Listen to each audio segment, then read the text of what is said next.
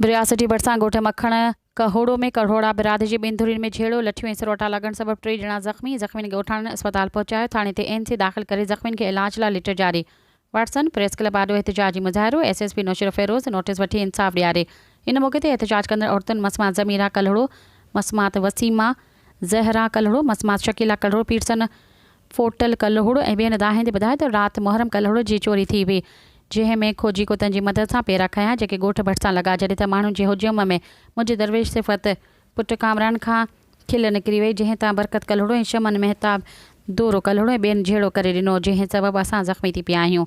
हुन चयो त हिकु त धक हणी असांखे ज़ख़्मी कयो वियो आहे, ॿियो वरी बिरासटी पुलिस बेगुनाह असांजे 3 नौजवान मिसकिन कलहड़ो, याकूब ऐं दरवेश सिफ़त कामरान खे गिरफ़्तार करे गुम करे छॾियो आहे।